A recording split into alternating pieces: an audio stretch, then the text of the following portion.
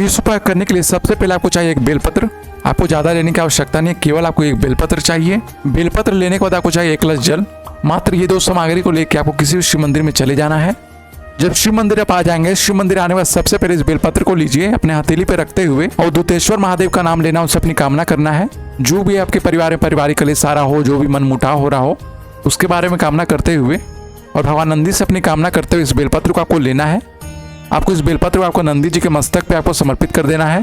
फिर इसी बेलपत्र को आपको वापस उठा लेना है और इस बेलपत्र को फिर से अपने हथेली पे रखते हुए और दूतेश्वर महादेव का नाम लेते हुए माता अशोक सुंदरी से प्रार्थना करते हुए इस बेलपत्र को आपको माता अशोक सुंदरी के स्थान पे आपको समर्पित कर देना है।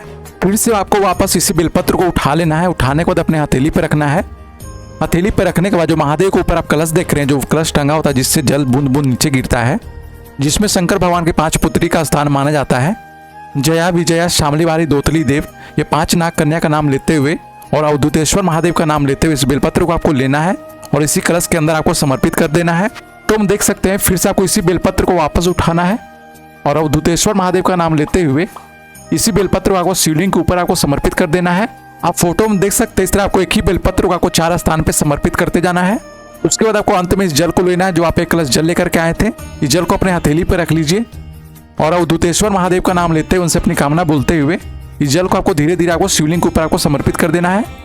एक खास बात का आपको ध्यान रखना, जब जल को आप समर्पित करेंगे तो आपको उसी बेलपत्र के ऊपर आपको समर्पित करना होगा। और दूसरा खास बात का आपको यह ध्यान देना है कि जब जल को आप समर्पित करेंगे तो ये जो जल इस तरह होते हुए नीचे की ओर आएगा, तो इसी जल को आपको किसी पात्र में झेल लेना है और इसी जल में से आपको थोड़ा सा जल आपको वापस घर लेते आना है। जब इस जल को आप झेल के घर में वापस लेते आएंगे तो इस जल को आपको लेना है और दूतेश्वर महादेव का नाम लेते हुए जहाँ भी आप पीने वाला पानी रखते हो उसी जल में आपको मिला देना है। यदि आप अपने घर में इस तरह का परिंदा रखते हो तो उसी परिंदे में आपको इस जल को मिला देना है।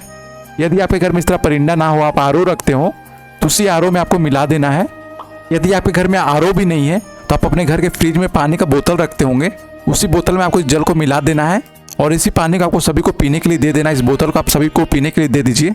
बस इतना सा आपको उपाय करना। इस उपाय को आप किसी दिन भी कर सकते हैं, किसी समय भी कर सकते हैं।